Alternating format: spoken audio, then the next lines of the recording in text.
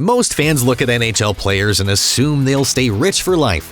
After all, they sign multi-million-dollar contracts, drive luxury cars, and enjoy lifestyles most people can only imagine. But the truth is, many athletes lose their fortunes faster than you'd think.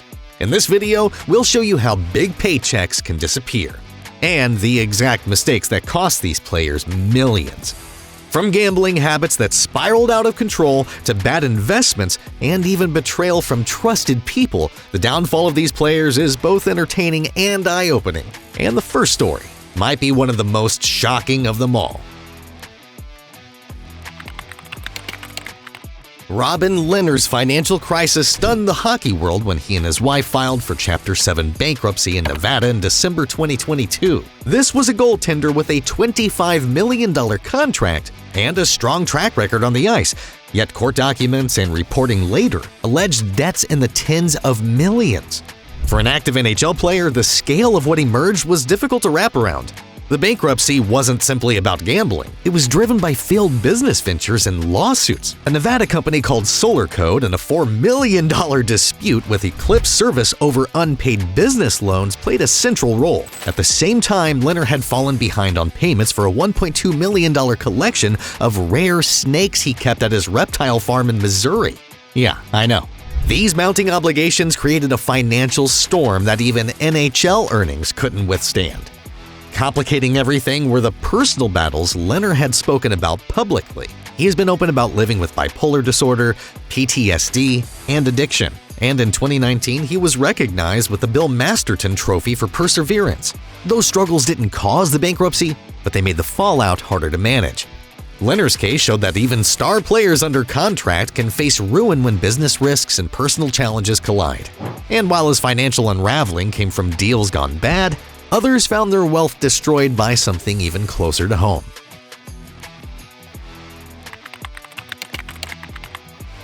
Jack Johnson's downfall wasn't about bad spending habits. It came from misplaced trust. Over his NHL career, he earned roughly $50 million, enough to set him up for life. Instead, court filings in 2014 showed he had less than $50,000 in assets while facing more than $10 million in claims. The turning point came when Johnson gave power of attorney to his mother so he could focus on hockey. She and his father then secured more than $15 million in high-interest loans against his future earnings. Johnson later said he was unaware of many of these deals until the lawsuits started piling up. By then, banks and lenders were coming after him for payments he couldn't meet. The fallout was devastating. He filed for Chapter 7 bankruptcy, was forced to give up homes and even a Ferrari, and had 2 seasons worth of NHL pay swallowed by creditors.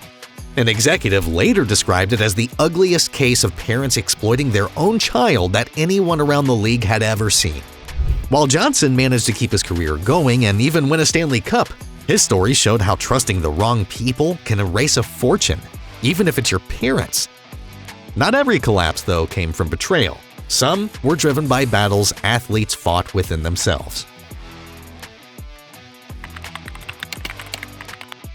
Detroit loved Darren McCarty for his toughness and 4 Stanley Cups, but his finances told a very different story.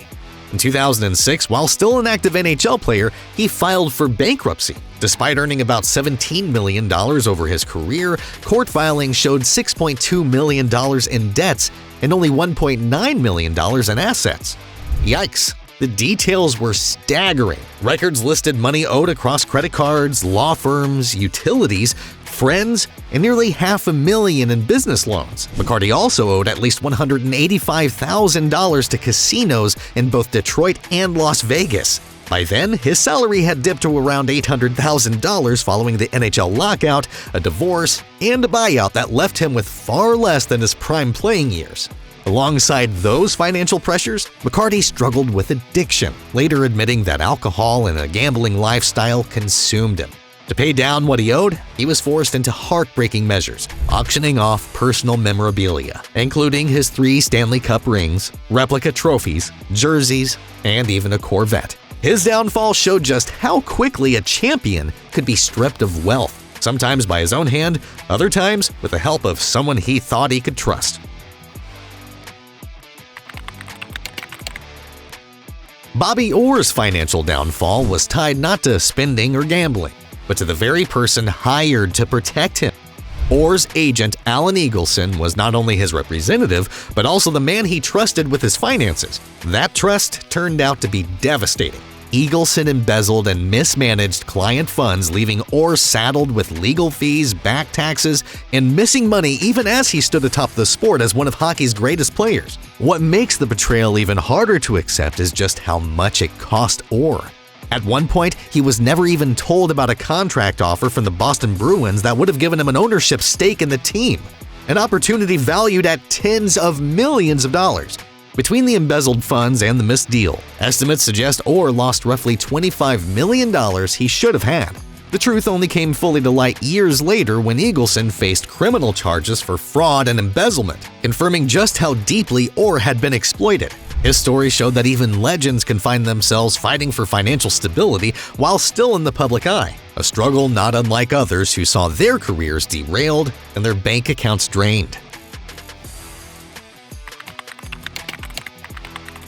Bryan Berard's rise was dramatic, and the accident that nearly ended his career was just as stark.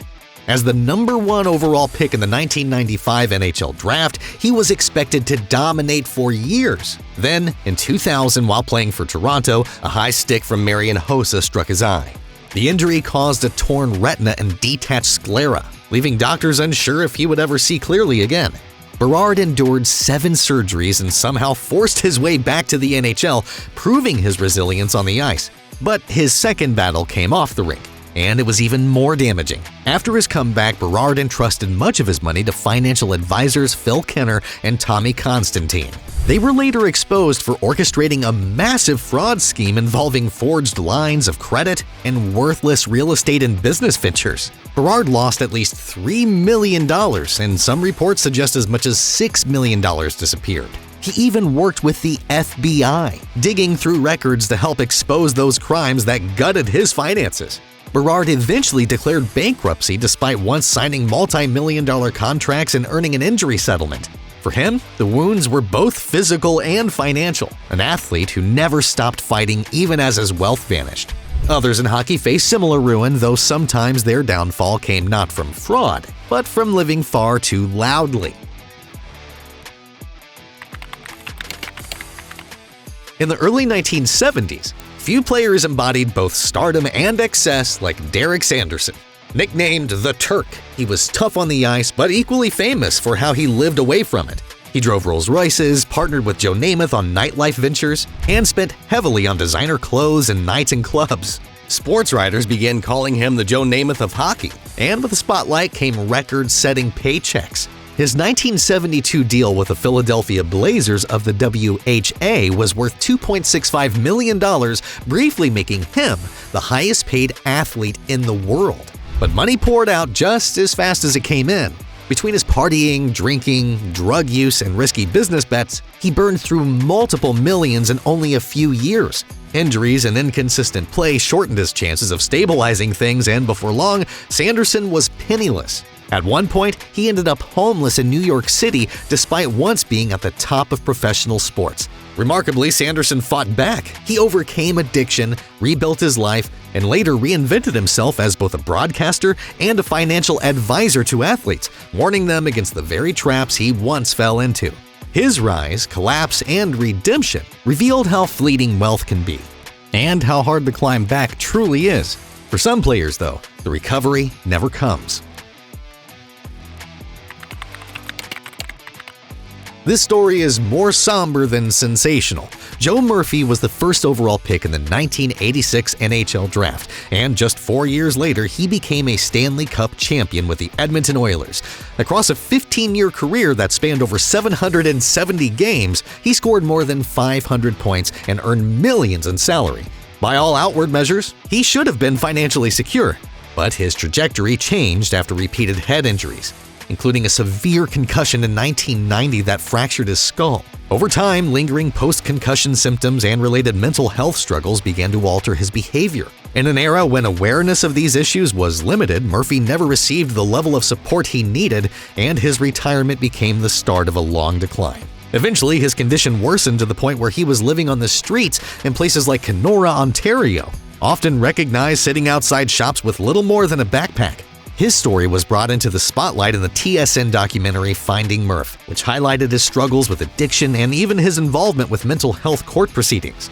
Murphy's case is a clear instance where head injuries and lack of post-career support led to tragic decline.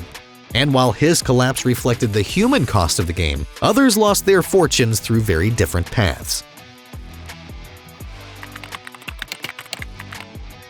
Sergei Fedorov dominated the NHL through the 1990s, dazzling fans in Detroit with his speed and skill. A three-time Stanley Cup champion and eventual Hall of Famer, he was also one of the highest-paid players of his generation. Over his entire career in the NHL and KHL, he earned close to $100 million, making him one of the wealthiest names in the sport at the time. But even that kind of fortune wasn't safe from the wrong financial partner. Fedorov entrusted tens of millions of dollars to his close associate, Joseph Zada, believing Zada's promises of lucrative investments tied to oil and international deals. Instead, it turned out to be part of an elaborate Ponzi scheme. Court testimony later revealed that Fedorov lost about $40 million in the process, nearly half of his career earnings. Although Fedorov won a $60 million judgment against Zada, he was never able to recover the money. The losses were so substantial that he continued playing in Russia to rebuild his finances, a stark reminder of how fraud can wipe out even the most stable careers. For Fedorov, the blow came from misplaced trust in a financial partner. For others, the damage came from what they were fighting within themselves. This next one is less about shady deals and more about how addiction eats money and life. Theo Fleury built a career most players could only dream of. He won a Stanley Cup with Calgary, captured Olympic gold for Canada, and put up over 1,000 NHL points. Yeah. Yet behind those achievements was a battle he carried from his youth after surviving abuse by his junior coach Graham James. That trauma shaped his path, and eventually it pushed him toward addiction. Cocaine, alcohol, and gambling became constants in Fleury's life. Instead of securing the tens of millions he had earned, an estimated $41 million over his career, he lost much of it in a cycle of substance abuse and reckless spending. He later admitted that millions disappeared during those years. For a long time, the image of a star player masked the truth, but when the issue could no longer be hidden, his finances were already in ruins. Fleury confronted his past in his autobiography Playing with Fire, and later co-authored Conversations with a Rattlesnake, turning his story into a platform for healing. Today, he travels, speaks, and advocates for survivors, proving that even the deepest collapse can be followed by a different kind of victory. Not every player, however, has managed to come back from financial downfall with the same strength.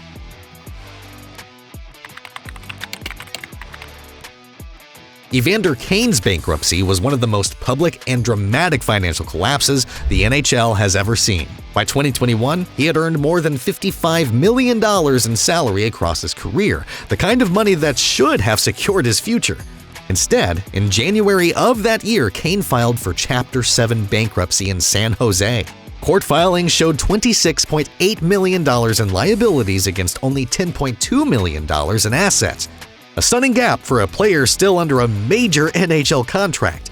A large part of his financial freefall was linked to gambling. The filing included roughly $1.5 million in gambling losses. And this wasn't Kane's first time in the spotlight for such debts. In 2019, the Cosmopolitan Las Vegas casino accused him of failing to repay $500,000 from gambling markers, though the suit was later dropped. His ex-wife later accused him of betting on Sharks games, sparking an NHL investigation. The league ultimately found no evidence he wagered on or influenced games, though the inquiry confirmed the seriousness of his gambling issues.